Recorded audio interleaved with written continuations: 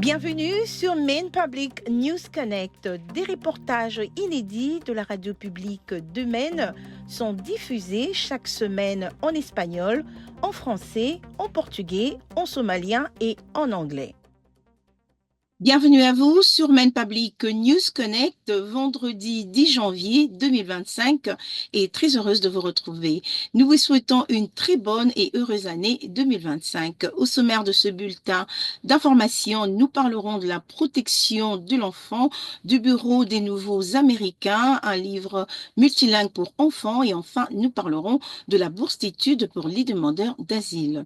Tout de suite en détail l'actualité de la semaine. Malgré quelques progrès récent, le Bureau de services à l'enfance et de la famille de Maine continue de lutter pour s'occuper des enfants sous la garde de l'État, selon un nouveau rapport. Sur les 80 cas mis en évidence dans le rapport, plus de la moitié est présenté de problèmes ayant un impact sur la sécurité et l'intérêt supérieur des enfants ou encore sur les droits des parents.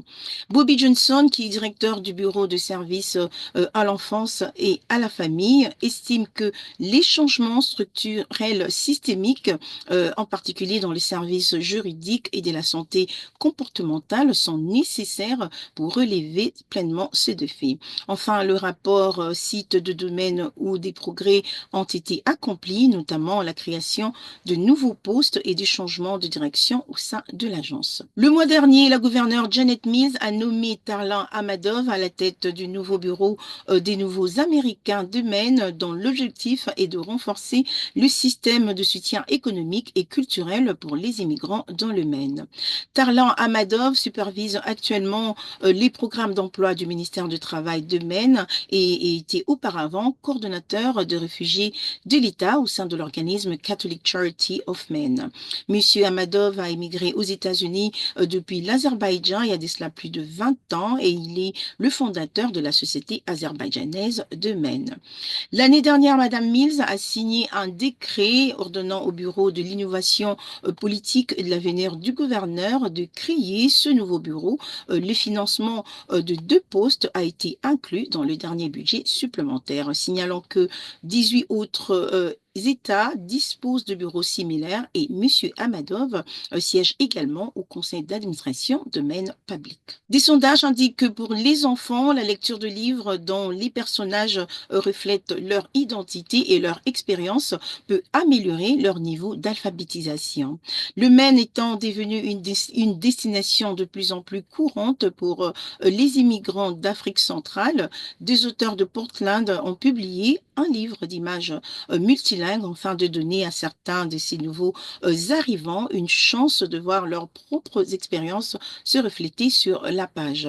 Le livre s'intitule Kende Kende Kende, qui est traduit par allez-y, allez-y, allez-y en lingala, une langue très répandue en Afrique centrale. Le livre est écrit en français et en anglais avec des phrases en lingala insérées dans le texte.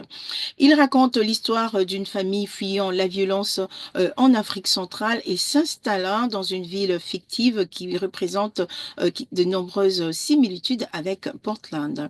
Diane Niemba, une jeune fille de 13 ans, originaire de la République démocratique du Congo, qui vit actuellement à Westbrook, a dit que la lecture de ce livre l'avait vraiment aidé à comprendre que beaucoup d'autres familles de Maine avaient vécu des expériences similaires. Le groupe Prosperity Maine, basé à Portland, accepte les candidatures pour son programme de bourse destiné aux demandeurs d'asile. Cette bourse est destinée à combler le manque d'aide financière pour les demandeurs d'asile qui ne sont pas éligibles à l'aide financière fédérale aux étudiants.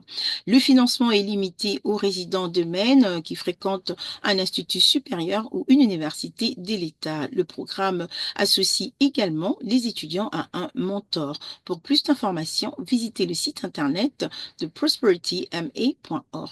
C'était Maine Public News Connect. Merci d'avoir été avec nous. Nous vous souhaitons encore une fois une très bonne et heureuse année 2025 et passez une excellente fin de semaine. Merci à nos excellents partenaires communautaires pour leur soutien et leur contribution à ce programme. Maine Public News Connect est rendu possible par des soutiens individuels et des fondations à travers le Maine, ainsi que par Seaport Credit Union, Hannaford Supermarket, IDEX, Maine Housing, Coastal Enterprises, CoverMaine.gov, Sam L. Cohen Foundation, Crow et Patricia Ewan et Maine Health Access Foundation. Maine Public News Connect est rendu possible par Crow et Patricia Ewan qui se sont engagés à combler les différences culturelles au sein de nos communautés. Seaport Credit Union, engagée dans le bien-être financier des habitants de Maine depuis 1931. Présente à Augusta, Scarborough, Portland et bientôt à Lewiston. Pour en savoir plus, consultez le site internet seaportcu.org. Hannaford Supermarket, qui célèbre la diversité de ses employés, de ses clients et de ses communautés et s'engage à favoriser un environnement accueillant. Ensemble, ils sont plus grands que des produits d'épicerie. Et pour en savoir plus, rendez-vous sur le site internet www.hannaford.com. Chez Maine Housing, on sait qu'un logement abordable est essentiel. Le programme First Generation donne aux habitants de Maine la possibilité d'être les premiers de leur famille à posséder un logement. L'accession à la propriété est possible. Et pour en savoir plus, consultez les sites internet mainhousing.org. Vous pouvez comparer les plans d'assurance maladie et obtenir une aide financière pour réduire vos coûts. Sur ce, veuillez consulter le site internet coverme.gov, qui est une ressource permettant de trouver une assurance maladie adaptée à un prix raisonnable.